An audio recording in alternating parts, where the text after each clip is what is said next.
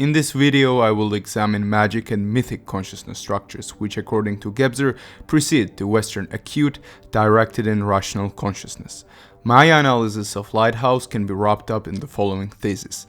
This film chronicles the gradual downward motion from the high-intensity mental consciousness structure to the lower-intensity consciousness structures of magic and mythic. This happens in virtue of a protagonist being possessed by the shadow lover, the addicted one. Winslow's downfall is a reversal of a hero's journey. If a typical hero has to emerge from the abyss and the wholeness of the Great Mother archetype into the light-dominated mental consciousness structure, whereby he is emancipated from the prehistoric, pre-rational consciousness, then Thomas Winslow will undergo the reverse of this process. In his book, The Ever-Present Origin, Jean Gebser proposes a new understanding of the psyche that is free of dualistic dichotomies of conscious versus unconscious. The author offers a structured analysis of different consciousness structures, rather than lumping archetypes in the midden heap of what is known as the collective unconscious. Here we have to deal with the intensities of consciousness structures, whereby what would naturally be an emotionally driven Freudian id, or the collective unconscious of Jungian psychology, is regarded as the less intense mythic and magic consciousness structures that precede the Western mental structure of hair-splitting rationality, triangular intellectual aggressivity, and abstract thought. The film begins with the introduction of the magic consciousness structure, characterized by the point sign. Winslow and Wake arrive on the island, which appears at first as a single point of light emanating from the undifferentiated mist, similar to how a prehistoric man emerges from the undifferentiated zero-dimensional archaic consciousness structure to the one-dimensional magic consciousness structure of the point-like unity. The reason why the island with its surrounding amniotic fluid is mostly regarded as the symbol of the Great Mother archetype is because the detachment from the specialization and abstractly rational categories of the civilizational mode of being is equivalent to descending to the earlier consciousness structures of magic and mythic. Before getting to the subject matter, two key parallels deserve to be mentioned: Homer's Odysseus and the Russian film The Island. The character of Odysseus is the polar opposite of Thomas Winslow, as he emerges out of the dampness and drenching water of the Great Mother archetype into the dry land of consciousness, following with the self-affirming words, "Am Odysseus," which is not yet a Western Cartesian atomistic I am. Jungian analysis understands this process as an emancipation from the belly of the Great Mother, which is an indispensable element of the hero's journey. But before that, Odysseus was imprisoned on the island of Ogygia by the sea nymph Calypso, which contrasts with Winslow, who, rather than freeing himself from the sea nymph, surrenders to its magical powers. Here we already glimpse the major property of the lover archetype, namely its sensuality and pleasure-seeking attitude. We believe that the lover, by whatever name, is the primal energy pattern of what we would call vividness, aliveness, and passion. It lives through the great primal hungers of our species for sex, food, well-being, reproduction, creative adaptation to life's hardships, and ultimately a sense of meaning. The lover is deeply sensual, sensually aware and sensitive to the physical world in all its splendor. Odysseus, with the help of Athena, standing for the newly evolved prefrontal cortex, escapes the magic bliss and unity of Ogygia, thus refusing to stay in the condition of magic fluidity and wetness of embryonic comfort. The word Ogygia itself means the primordial and primal, from which one has to typically ascend to a consciousness of a higher intensity. On the other hand, Pavel Lungin's Island, which is another illustration of magic consciousness, tells us about how the guilt-driven protagonist becomes a monk in an Orthodox Christian monastery. Like Thomas Winslow, who is saturated with the guilt of not helping his foreman as he watched him drown to death, Anatoly had to shoot his captain Tikhon while being captured by Germans during World War II. Both of them, like Raskolnikov in Dostoevsky's Crime and Punishment, have to deal with the guilt and its consequent redemption, which is symbolized by the ascetic conditions of the island. However, as we are going to see, Winslow becomes the victim of the shadow side of the lover archetype, surrendering his ego consciousness to the gaping force of the terrible mother. This act will in part serve as an inauthentic way to redeem himself from the responsibility and guilt that a typical mama's boy wouldn't want to face. Now, upon arrival, we enter the world of magic consciousness structure, where laws of logic such as identity, non-contradiction, and excluded middle are absent, including Kantian intuitions of space, time, and causality. In magic structure, instead of causality, we deal with the vital nexus, where in its Lovecraftian realm, everything is connected to everything else, and there are no strict genera or abstract categories unto themselves. So, for example, the reason why killing a seagull can cause a whole host of reactions is because a seagull is not an abstract category unto itself, but rather is enmeshed into the vital nexus of magical structure. As a result, pulling its string can disrupt the interwoven fabric of the unconscious. Further, by virtue of descending to the magical consciousness structure, Winslow enters the realm of noumenal experience in the pre-rational vital realm. Here, objects acquire ontological statuses that are devoid of rational properties.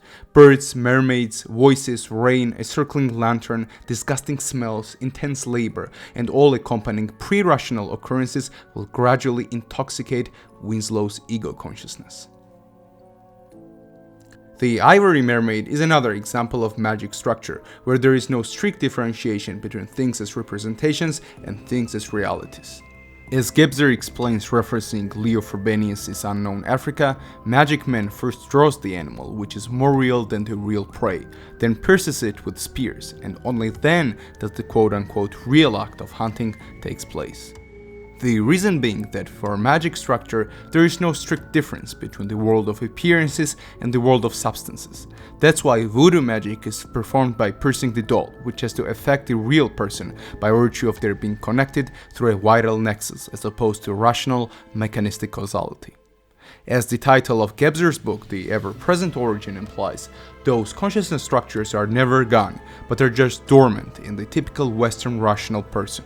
As a result, the consciousness structure of mythic and magic can be reawakened with the right environment and set of provocations.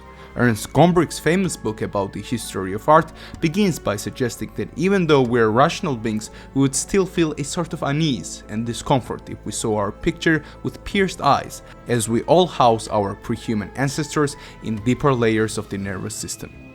Now, the ominous flock of seagulls already hints at the downward valency of the film. Thomas Wake, being the representative of the lover archetype, refuses to comply with the rules and laws imposed by Wake. Further, his conscious mental structure, which houses the Jungian understanding of the ego, is still intact, and hence he won't take some superstitions seriously. First, he is warned not to harm the seagull, to which he doesn't lend an ear, and secondly, he is dissatisfied with being insulted and scorned, let alone working as a slave. Both of these elements have to do with the magic structure. As in the latter, there is no such thing as personhood or the individual human being with its rights and dignity.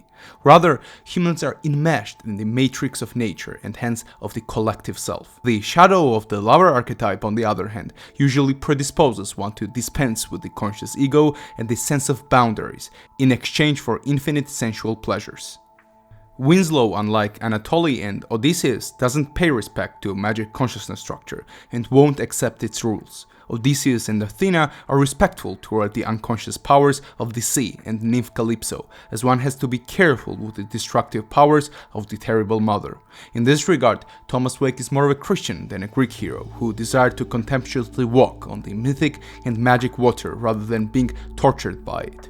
After all, Odysseus had to endure the excruciatingly hard-hitting waves of the punching sea before being spat out on the dry land. Winslow kills the seagull. Bypassing the principle of causality and classical mechanics, we descend into the world of spacelessness as the direction of the wind changes abruptly. Note that magic consciousness lacks spatiality, both abstract Euclidean 2-dimensional and non-Euclidean 3-dimensional. The descent into spacelessness cuts the last connecting umbilical cord to dry and rational mental structure. Now Winslow is trapped in the world of magic consciousness. The black and white, somewhat disturbing, depressing modality of the film has to do with the lover archetype's other shadow side, namely the impotent lover, which is characterized by the lack of liveliness and vividness. As we are going to see, the addicted lover will rescue Winslow from the emotional bluntness and sensual stagnancy of the impotent lover that possesses his psyche. Here, before moving on, it is important to explain the symbol of the lighthouse itself. There is an apparent contradiction going on here. First, it is evident that the lantern room is a symbol of the Great Mother and its uterine depth, which is guarded from the Oedipal Winslow by the Freudian father, Thomas Wake, who prevents him from accessing the bliss and pleasure of primordial wholeness. The lover energy arising as it does out of the Oedipal child is also the source of spirituality, especially of what we call mysticism. In the mystical tradition which underlies and is present in all the world's religions, the lover energy, through the mystics, intuits the ultimate oneness of all that is and actively seeks to experience that oneness in daily life while it still dwells in a mortal finite man. Note that the lantern room with its circling pattern of mythic consciousness structure is located in the phallic building of the lighthouse. The latter is primarily a representation of the projective, patriarchal mental consciousness structure. Well, the reason for this apparent contradiction lies in our retrospective judgment of binaries, which stems from the rational mind. You see, in mythic consciousness, which expresses itself through harmonic polarity, the uterine and phallic elements do not stand in opposition, but rather form the synergistic unity. It's in the mental rational when the polarities of two harmonic forces are broken down into dialectical opposites, which yield the acute rational third. This is evidenced in the triangular nature of mental structure. Triangle is a symbol of piercing and penetrating nature, with Western consciousness's intellectually aggressive epistemology. If you look at the architecture of the lighthouse, you can see the long dormitory connecting to the tower. The nave and tower are separated in Christian architecture to demonstrate the emergence of mental duality. Here, this arrangement serves a practical purpose, and the lighthouse represents the yet undifferentiated unity of phallic and the uterine elements. Thomas Wake, a Protean character, is a personification of magic consciousness and a communicative agent through whom the island talks to Winslow. The significance of Proteus here, who is wrestled by Menelaus in Homer's Odysseus, has to do with the abnegation of the identity principle. Proteus is also called a god of the elusive sea change, representing the Heraclitean flux of constantly changing sea.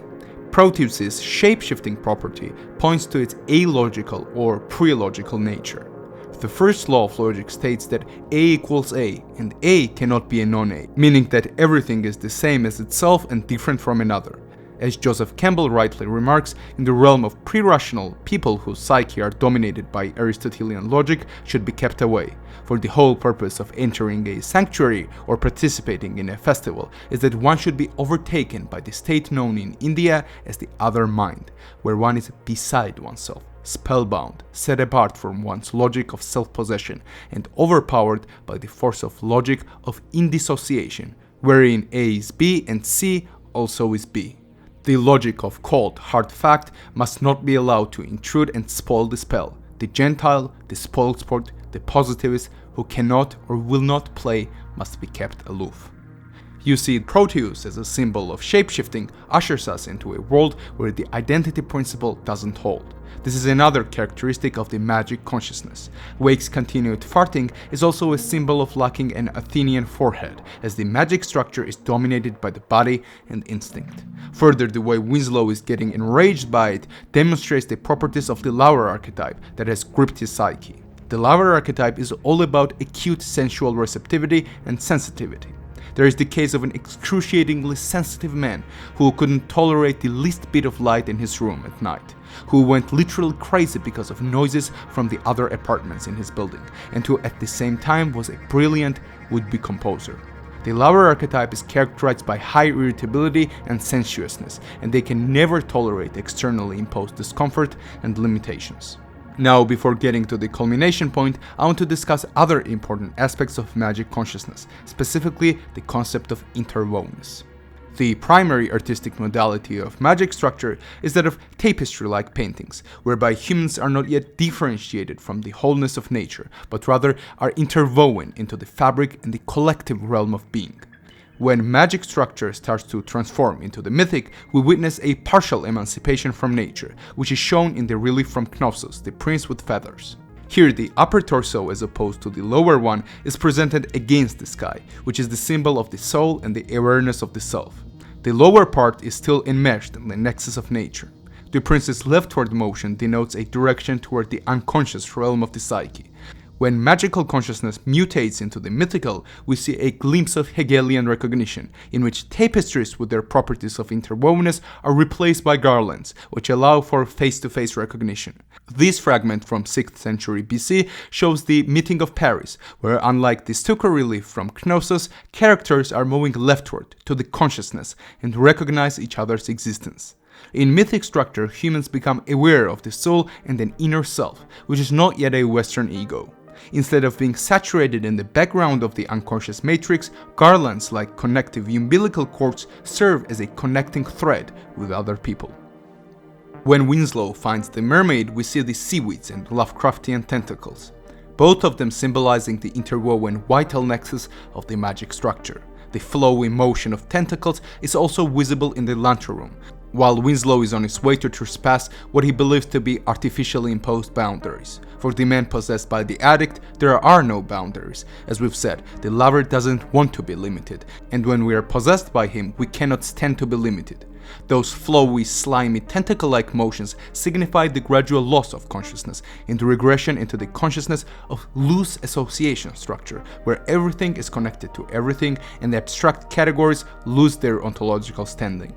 Here, in the world of infinite root-like connections, one loses the self and dissolves into the world of infinite becoming as opposed to the static being. Semen, which flows down from the lantern room, also maps onto Gebser's magic consciousness structure. In the magic consciousness, the soul is localized in semen and blood. This denotes magic's vital and visceral properties of fluidity and liquidity. In mythic, soul will be localized in heart, and in mental it ascends to the brain.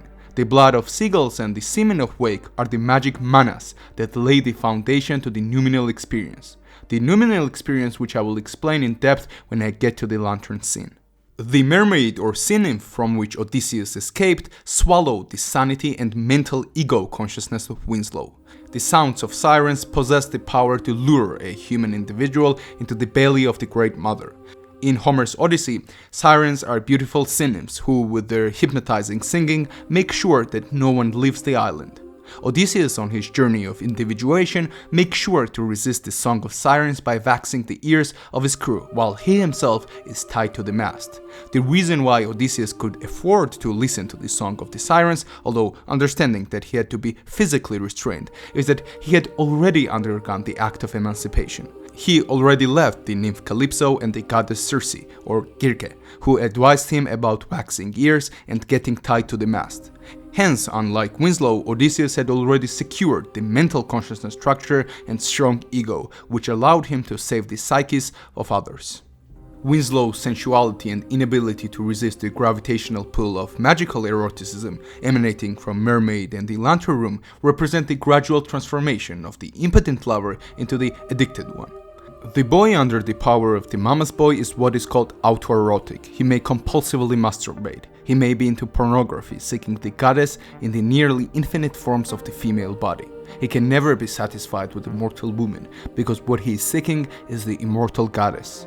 Mama's boy is the shadow side of the immature masculine spectrum of the lover archetype. Hence, Winslow not only becomes the victim of the lover's shadow, but descends from the mature masculine to immature masculine form of the lover archetype.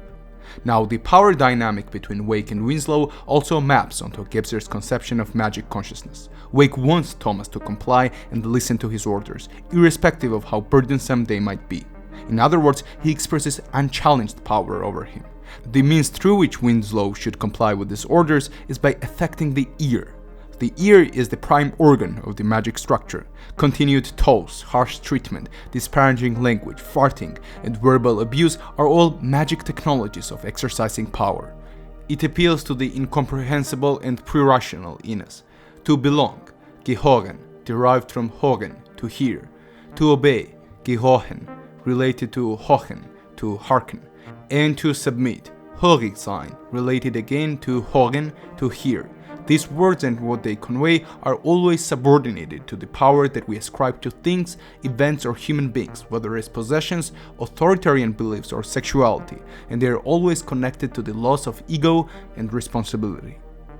The intensification of rhythmic dancing, drinking booze, and singing all evidences the loss of ego consciousness and transportation into the body-driven magic structure, whereby rhythmicity completely abolishes difference-making and strong sense of identity. Winslow's lack of the warrior archetype and the magician predisposes him to become the victim of the addicted lover and hence descend to the magic consciousness. The warrior archetype sets boundaries and necessary rules, whereas the magician helps us stand back and see the bigger picture. The lover without boundaries in his chaos of feeling and sensuality needs the king to define limits for him, to give him structure, to order his chaos so that it can be channeled creatively. Without limits, the lover energy turns negative and destructive. The lover needs the warrior in order to be able to act decisively, in order to detach with the clean cut of the sword from the web of immobilizing sensuality. The depersonalization, which is not a bug but rather a feature of magic structure, is also shown in Wake's remark that it was actually Winslow who followed him with an axe and tried to destroy the boat. The fact that Winslow says himself twice, once on the balcony of the Lighthouse and again when he has to deal with the produce, are also examples of depersonalization. Here, under the influence of the Great Mother archetype, the demarcation line between the conscious ego and the unconscious is blurred, and one grows into the ocean of undifferentiation. The symbol of the mermaid acquires a further symbolic significance as the lover archetype opens up the space for the unconscious powers to flood the conscious ego of a mere mortal, subjugating him to the powers of magic consciousness. Here, as I already said, Winslow is possessed by the shadow of the lover archetype, the addicted lover, which is equivalent of submitting to the magic consciousness. Robert Moore tells the case of a male who would see nightmares of flooding and how he would try to hide behind skyscrapers so that he would not be swallowed by the miles-high tidal waves of the Great Mother. The ocean as a chaotic deep of the Great Mother that threatened his ego consciousness symbolized what psychologists call boundary issues, whereby a person regresses into pre-Oedipal archaic consciousness, which is not a consciousness anymore. The tidal wave dreamer was in reality being threatened by the overwhelming force of his unresolved mother issues. What he needed to do was develop his masculine ego structures outside the feminine unconscious. He needed to go back to the hero stage of masculine development and slay the dragon of his overconnectedness with his mortal mother, and with the mother the god, all mother mighty. This is exactly what the addict prevents us from doing. It stands opposed to boundaries. In Totem and Taboo, Sigmund Freud theorizes that in primitive human societies, the realization by the sons that they could overpower the father was a key moment in the development of moral values. This realization led to the murder of the father and the creation of the totemic religion, where a totem, an animal or plant, was worshipped as a symbol of the tribe's unity and protection. According to Freud, the sons experienced guilt and shame after the murder, which led to the creation of moral laws to prevent such acts from happening again. Although the speculation about the emergence of morality is clearly false, it still offers an interesting point that allows for Gebserian meta-analysis. The law, the abstract ethical code and totemic regulation, is something that emerges as a response to brain differentiation, allowing for abstract categories to guide one's life and restrain his impulses.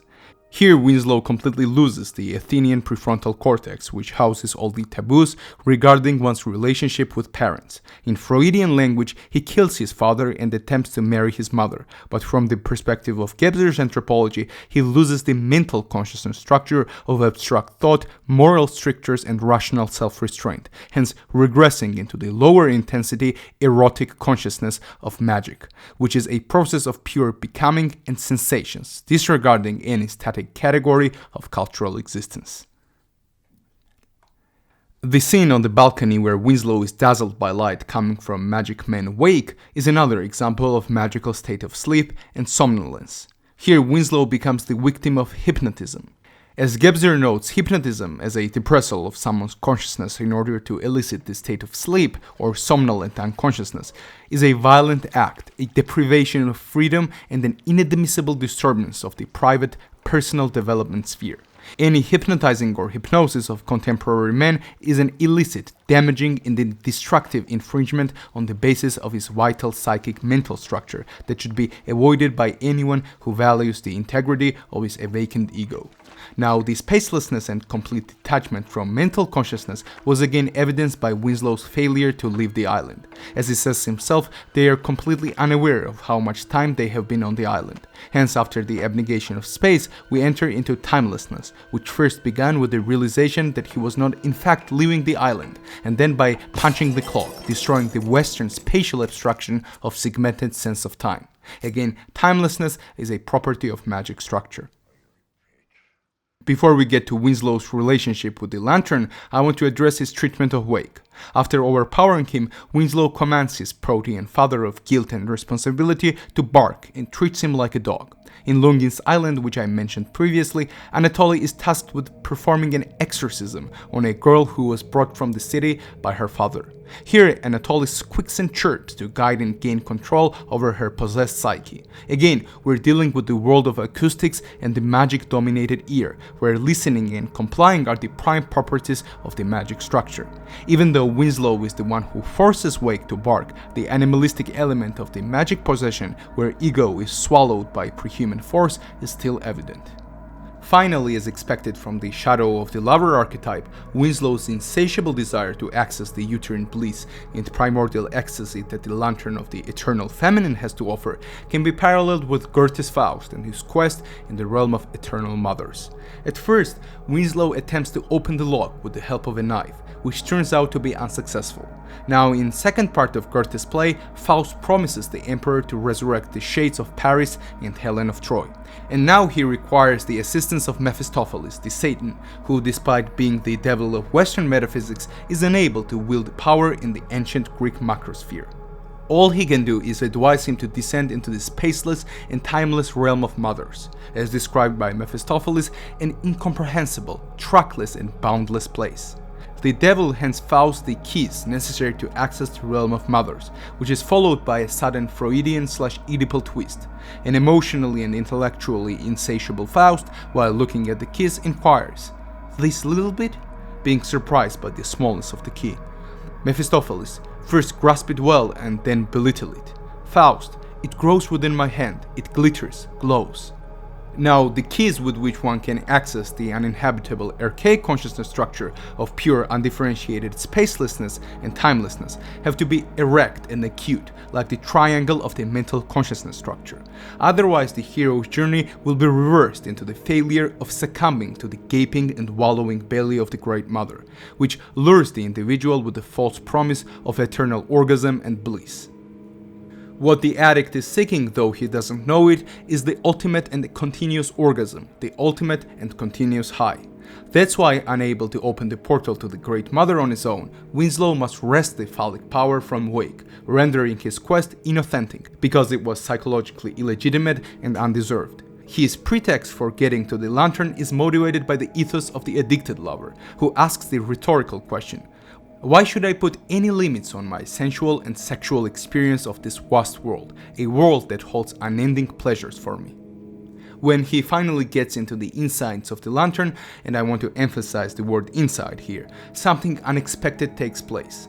Instead of consummating and enjoying the bliss of the remorseless, Oedipal state of the Great Mother's infinite oneness and wholeness, he suffers from a central nervous system overload, with considerably wider implications than, say, a simple Freudian castration.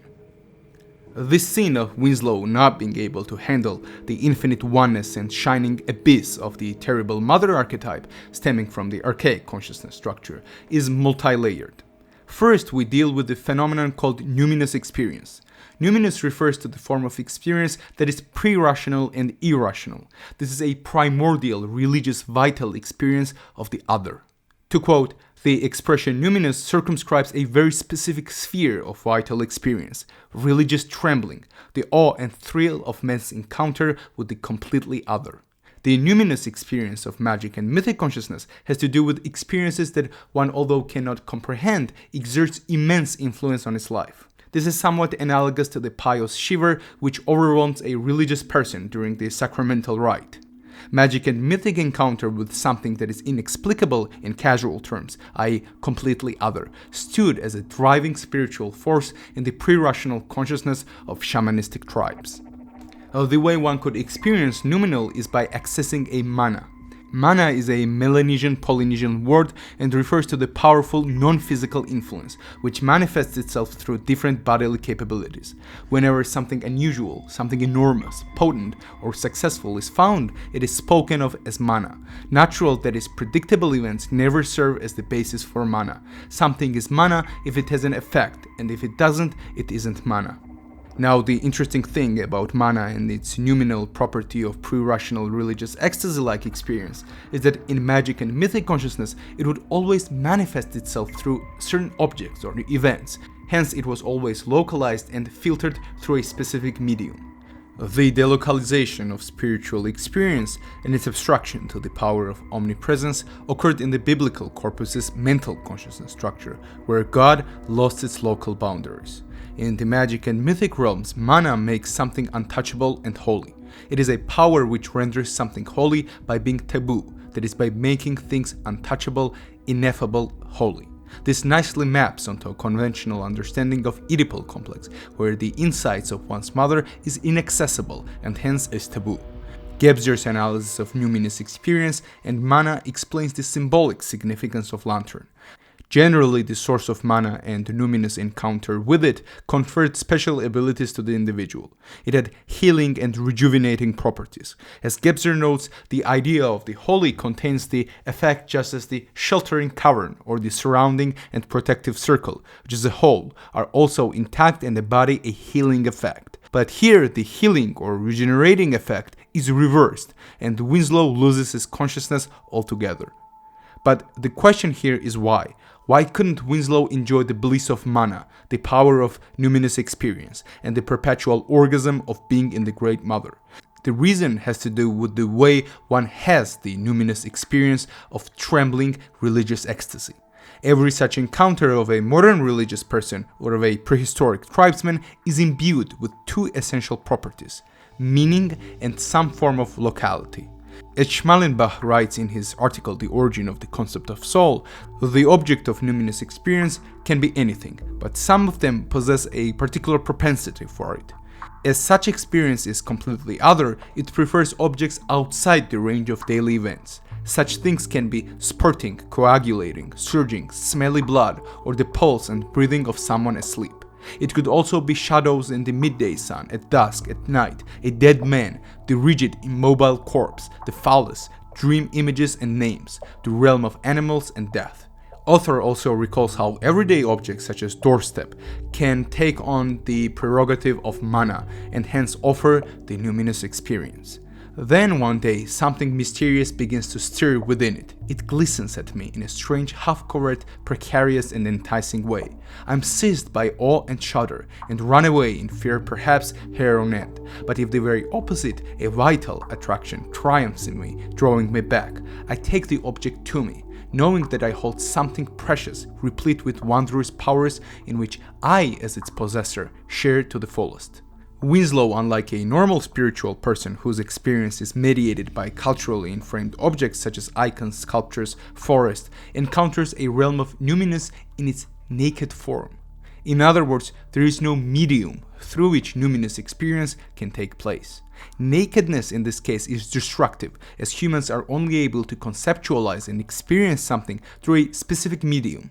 Mediums vary from Delphi oracles and shamans to everyday objects and works of art. This is why humans are cultural beings, as the prerequisite for them to experience anything requires a filter of images and symbols. Here Winslow has an unfiltered numinous experience, which by its virtue of being completely other causes the overload of one's psyche. Two parallels deserve to be mentioned again. In Lovecraft's Call of Cthulhu, which also explores the dread and danger of descending to magic consciousness structure, Bryden, who was a companion of Johansen, died in somewhat similar way. While encountering the abysmal otherness of Cthulhu monster, Bryden looked back and went mad, laughing shrilly as he kept on laughing at intervals, till death found him in the cabin, while Johansen was wandering deliriously. On the flip side, in Tarkovsky's Talker, protagonists do not enter the final room, which houses the force of complete otherness, as they would be unable to fathom the inexplicable strangeness of the zone.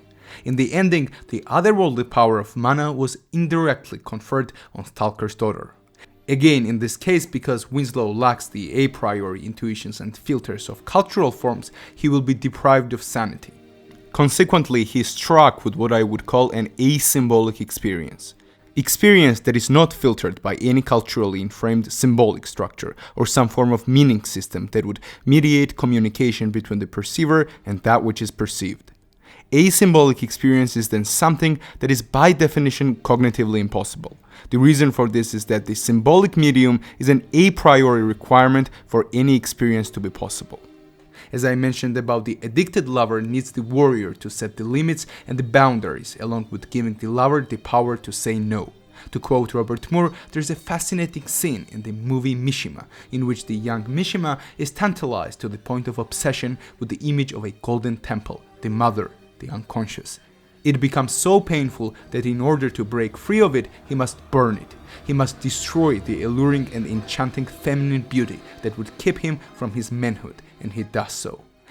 In the case of Winslow, who undergoes the reverse of the hero's journey, the opposite takes place. Namely, he is destroyed by the golden temple, or the shining golden lantern, if you will. Here we learn the importance of social control, boundaries and taboos.